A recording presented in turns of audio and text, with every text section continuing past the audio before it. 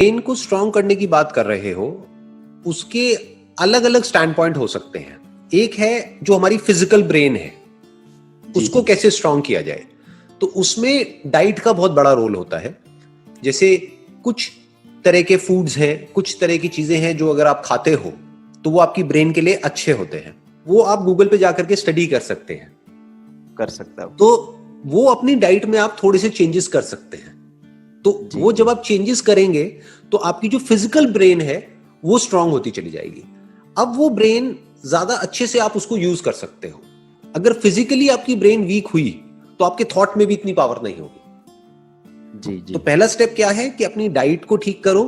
आपको जो न्यूट्रिशन चाहिए आपकी बॉडी को, और ब्रेन ऐसा नहीं है इन आइसोलेशन है, यानी ये नहीं है कि ब्रेन अलग है और बॉडी अलग है। ब्रेन तभी ठीक रह सकती है जब आपका पेट ठीक रहेगा। इनफैक्ट गट का, यानी कि आपके पेट का और ब्रेन का डायरेक्ट कनेक्शन है। जी। आयुर्वेदा में यही खास बात है। आयुर्वेदा में कहा जाता है कि हर बीमारी का जो जड़ है वो पेट है, ना कि ब्रेन है। क्यों? क्योंकि ब्रेन को जो भी चाहिए, जो भी न्यूट्रिशन चाहिए, जो भी कुछ चाहिए, जो भी केमिकल्स चाहिए सही से ऑपरेट करने के लिए, वो सब प्रोड्यूस कहां होते हैं? अल्टीमेटली हमारे गट में होते हैं, राइट? हमारा स्टमक ही है ना जो फूड को न्यूट्रिशन में, एनर्जी में कन्वर्ट करता है। अगर पेट ठीक है तो सब ठीक है, तो ब्रेन ठीक काम करेगी। अगर पेट गड़बड़ है तो इसका मतलब ब्रेन में गड़बड़ है, क्योंकि ब्रेन की गड़बड़ को आप डायरेक्टली नहीं पकड़ सकते। तो उसको कैसे ठीक करना है? अपनी डाइट के लेवल पे ठीक कर सकते हो। उसके अलावा naturopathy is a very good option. Naturopathy के इंडिया में बहुत सारे सेंटर्स हैं जो बहुत ही कॉस्ट इफेक्टिव तरीके से आपको कुछ थेरेपीज देंगे 3-4 दिन के लिए, 5 दिन के लिए, 7 दिन के लिए। उसमें आप बेटर फील करने लग जाओगे। तो नंबर 1 वो है कि स्टमक की क्लीनिंग प्रॉपर होनी चाहिए ताकि हमारी ब्रेन प्रॉपर काम करे। अब जो दूसरा एस्पेक्ट है वो है कि हमारी थॉट की पावर कैसे स्ट्रांग हो, कि हमारी जो थिंकिंग पावर है वो कैसे स्ट्रांग हो। तो वो स्ट्रांग होती है रेपिटेशन से। मतलब व्हाट यू वांट इज, जो मैं आपकी बात करने के तरीके से समझ पा रहा हूं, आप चाहते हो कि जो भी आप कर रहे हो उसमें आपका माइंड या आपका थॉट इतना स्ट्रांग हो जाए कि अगर आपने सोच लिया मुझे करना है, तो अब आपको किसी भी चीज से कोई फर्क ना पड़े। आसपास में जो भी कोई कुछ कह रहा है उससे आपको फर्क ना पड़े, राइट? फर्क ना पड़े, राइट। यही आप चाहते हैं, है ना? हाँ। तो अब ये कैसे पॉसिबल हो पाएगा? इसका जो तरीका है वो है रेपिटेशन। कि जिस भी तरह की बातों को आप अपने माइंड में रिपीट करते चले जाओगे वो पक्की होती चली जाएगी। इसीलिए इंडिया में एक कहावत है जो आपके भी घर में चलती होगी, जो बोलते हैं कि शुभ शुभ बोलो। सुनी होगी आपने, है ना? कि मुंह से उल्टी सीधी बातें मत निकालो।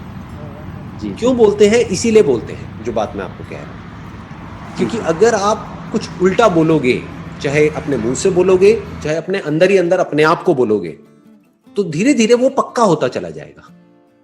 एक आध बार बोलने से कोई फर्क नहीं पड़ता है। एक आध बार आप कुछ भी उल्टा बोल दो कोई फर्क नहीं पड़ता है। एक आध बार कुछ भी अच्छा बोल दो कोई फर्क नहीं पड़ता है।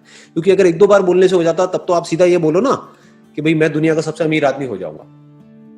जरूरत ही क्या है पढ़ने की, कोई एंट्रेंस की तैयारी करने की, कुछ भी करने की? सीधा बोल दो 1-2 बार, सच हो जाएगा। बट ऐसा होता नहीं है।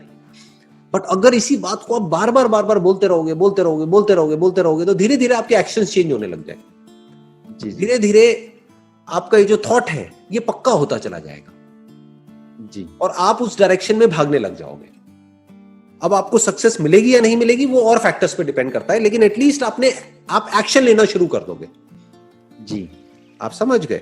तो अब इसको पक्का कैसे करते हैं? रेपिटेशन से। तो जो भी आप चाहते हो, आप जिस भी तरीके से अपनी लाइफ को देखते हो आने वाले 5 साल बाद, 10 साल बाद, उसको आप रिपीट कर सकते हो अपने माइंड के अंदर। तो अब वो धीरे धीरे चीज पक्की होती चली जाएगी। अब यहां पे एक चीज आपको ध्यान में रखनी है, जो लोग गलती कर जाते हैं, वो है कि आपको जो भी आप चाहते हो उसके आउटकम के बारे में नहीं सोचना है।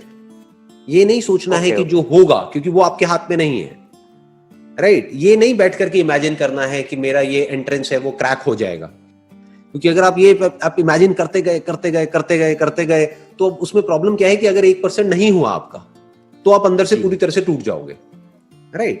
टूट जाए। तो अब अगर सोचना है तो क्या सोचना है? बैठ करके अपने किस थॉट को पक्का करना है कि मेरी तैयारी पूरी है।